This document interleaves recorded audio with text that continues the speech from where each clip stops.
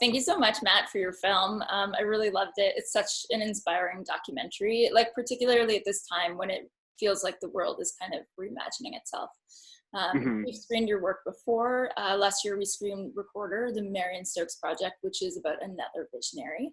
A lot of your films are often archival or about stories from the past.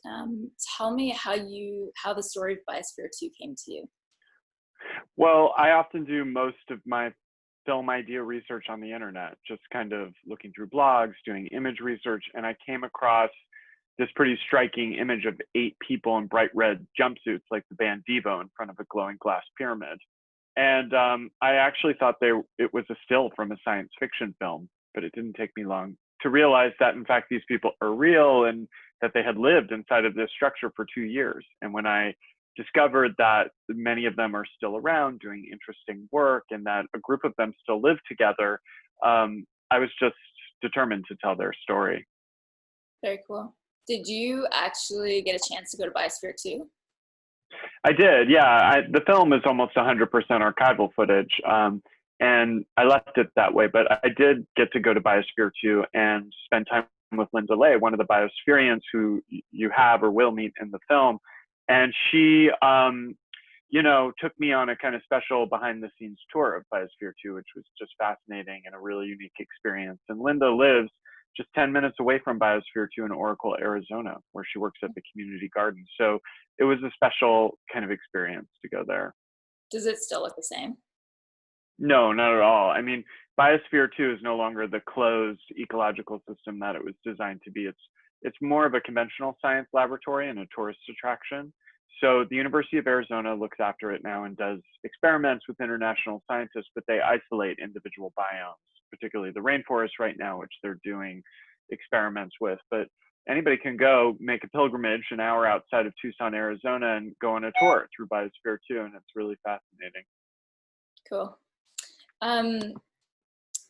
So the story of Biosphere 2 is obviously an impressively large story, as you showed in your film. It's a very circuitous story, and it took place over many decades. Can you just talk about how that process was to work with, I would imagine, probably hundreds of hours of archival footage and actually put this film together in, in a way that really made sense for viewers?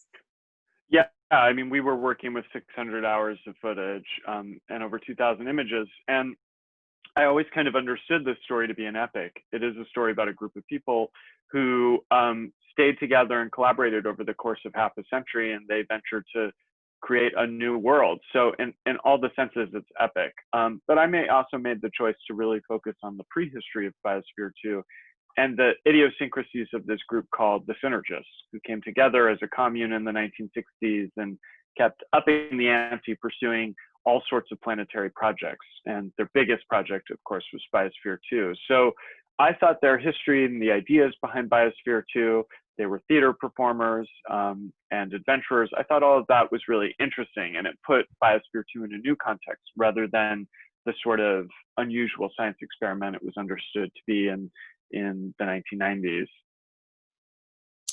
I mean, the story obviously itself is so inspiring, which you told so well with the film. But it obviously came off as like a failure with the media. Mm-hmm. Looking back, what do you think, especially now, like what do you think that this story represents at our current time? Well, to me, I think it is a story about human achievement. It's about the extraordinary things people can accomplish together if they have a common goal. And I left the film thinking about small groups. It really is a viable model to achieve unprecedented projects and to put ideas into motion. The Synergists were a small group who pursued this project, conceived of it, and executed it. However many shortcomings it may have had, they built it. And the Biospherians, of course, were this small group of people who put their skills together and, despite interpersonal and ecological calamities, came together and committed to staying inside that system for 2 years. But I think it's also a cautionary tale.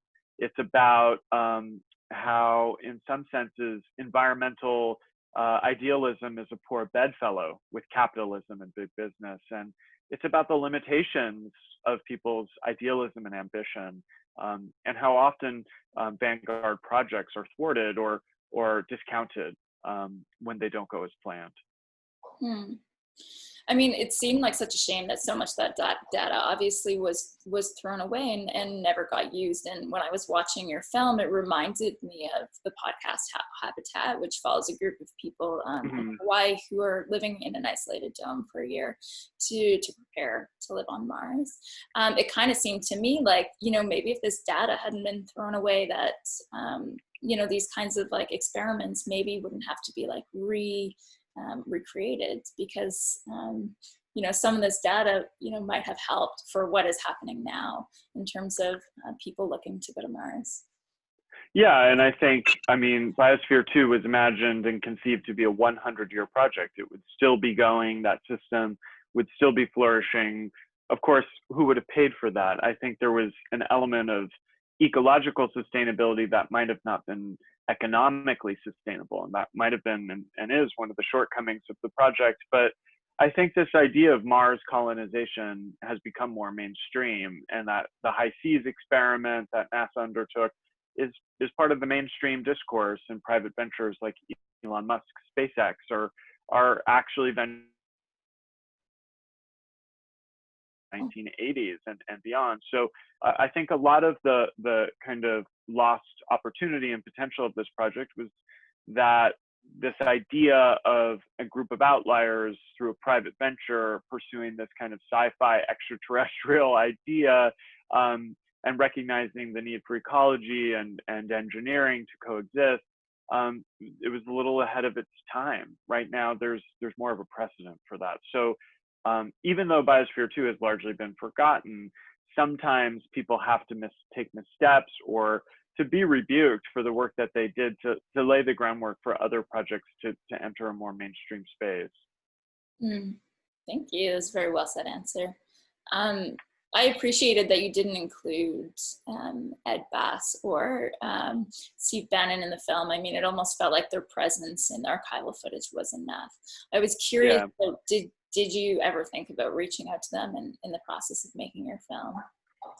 I didn't reach out to Ed Bass just because the relationship ended in a contentious way, and I felt like this was the story from the point of view of those who conceived of Biosphere 2, and I always saw him as a kind of benevolent benefactor who continues to be a major environmentalist and philanthropist who actually just donated $30 million to Biosphere 2. So he does believe in the long-term vision, but I kept the film couched in the point of view of the synergists and the Biosphereans. And in terms of Steve Bannon, I mean, it's chilling that he comes into the story and it provides this kind of contemporary political scoop, but he's had enough platforms to speak. So I didn't want the uncanniness of Bannon's appearance in the final act of the film to kind of take over and to completely, you know, literally take over the conversation of the film. So I didn't approach him. I thought the material in the film speaks for itself.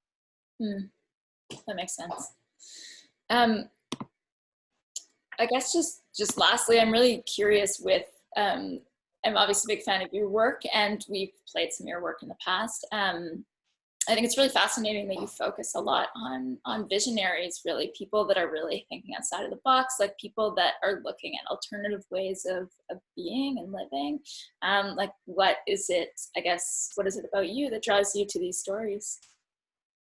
I guess I'm really drawn towards hidden histories, not the big ticket events that everybody remembers. I'm interested in reappraising things that have been forgotten. I worry about the erasure of history. But also, oftentimes these kind of hidden histories exist through the prism of individuals who may have pursued things that didn't make sense to other people when those people were alive or working, or whose legacy has languished. And I'm really interested in acting to some extent as a translator to help find the logic and the continuity and all the activities and work that these people pursued, and to help people access and understand them. Because sometimes the personalities who pursue visionary projects aren't the most adept at explaining those projects to other people in all of their complexity. And I feel like I can help in that sense, and that by doing that, I kind of resurrect a history that's otherwise invisible and forgotten, and pay tribute to something that may have been overlooked. Thank you so much, Matt. I really appreciate it. This was great. Yeah, thank you so much for showing the film. I'm sorry not to be there in person, but I'm glad people can check it out. Absolutely.